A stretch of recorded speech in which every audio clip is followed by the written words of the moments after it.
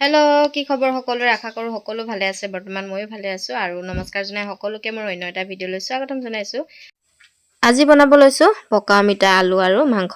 ভাবিলোঁ ভিডিঅ' অলপ কৰি আপোনালোককো দেখাওঁ মইনো পকা অমিতা আলু আৰু মাংস কেনেকৈ বনাওঁ। মই ৰেচিপিবিলাক প্ৰায় চিম্পুলভাৱে বনাওঁ। যিসকলে ভিডিঅ' চাই তেওঁলোকে নিশ্চয় গমেই পায় বেছি তেনেকৈ মছলা ব্যৱহাৰ কৰা নহয়, যিহেতু নুবেটিও খায় ন, সেইটো কাৰণে একেবাৰে চিম্পুলভাৱে বনোৱা হয়। তেনেহ'লে ব'লক আজি ৰেচিপিটো মাজলৈ আগবাঢ়ি যাওঁ।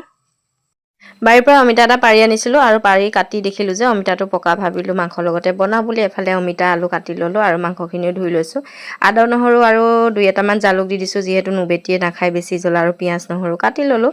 এফালে কেৰাহী এখন গৰম হ'বলৈ দিছিলোঁ আৰু তাতে তেল দি দিলোঁ আৰু তেল গৰম হোৱাৰ পিছতে ইয়াতে পিঁয়াজখিনি কাটি লোৱা পিঁয়াজখিনি ভালদৰে ভাজি লৈছোঁ ৰঙচুৱাকৈ, আৰু খুন্দি থোৱা আদা নহৰু আৰু জালুকৰ গুড়িখিনিও তাতে দি দিছোঁ। দি পিনি গোটেইখিনি ৰঙচুৱা হোৱাকৈ ধুনীয়াকৈ ভাজি ল'ম আৰু তেলতে কম পৰিমাণে জিৰা আৰু ধনিয়া পাউডাৰ দি দিছোঁ দেই।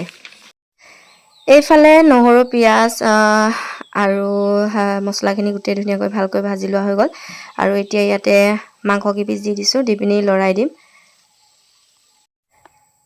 1 মিনিটমান মাংসখিনি তেলতে এনেকৈ ভাজি ল'ম। ভাজি লোৱাৰ পিছত তাতে পৰিমাণ অনুযায়ী এয়া হালধি আৰু কম পৰিমাণে নিমখ দি দিছোঁ। দি গোটেইখিনি আকৌ লৰাই আৰু অলপ টাইম ভাজি ল'ম।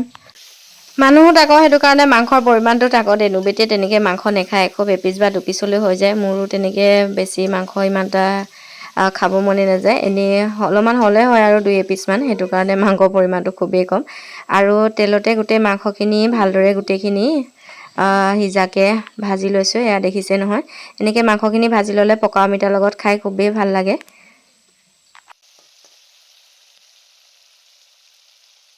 এইফালে মাংসখিনি একেবাৰে ভজা নিচিনাই হ'ল বুলি ক'ব পাৰি, মানে মাংসখিনি একেবাৰে সিজি গৈছে। আৰু এতিয়া ইয়াতে কাটি থোৱা পকা অমিতা আৰু আলু কেইপিচ দি দিছোঁ, দি পিনি লৰাই দিম। এয়া দেখিছে নহয়, অমিতাটো একেবাৰে পকাও নহয় দেই, আধা পকা হৈ আছে আৰু অলপমান ৰঙালাও টাইপৰ হয় এনেকৈ পকা অমিতা খাবলৈ। সকলোৱে খাই পাইছে চাগে, হ'লেও মই এবাৰ কৈ দিছোঁ, খাবলৈ খুবেই ভাল লাগে।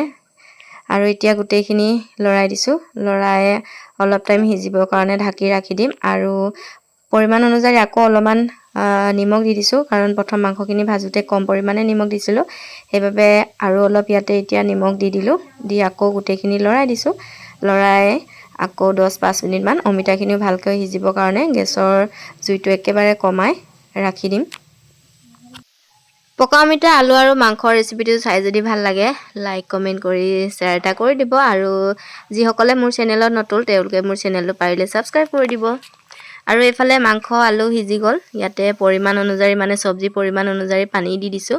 দি গোটেইখিনি অলপ টাইম লৰাই দিলোঁ। লৰাই এতিয়া আকৌ সিজিবৰ কাৰণে ধুনীয়াকৈ ঢাকি ৰাখি দিম।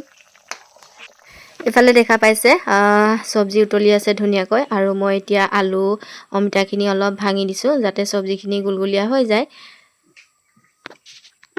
কেঁচা অমিতা চব্জিটো সকলোৱে খাই পাইছে ন, আৰু এনেদৰে পকা অমিতা বনাই খাই পাইছে নাই? যদি খাই পাইছে এটা নিশ্চয় কমেণ্ট কৰি জনাবচোন।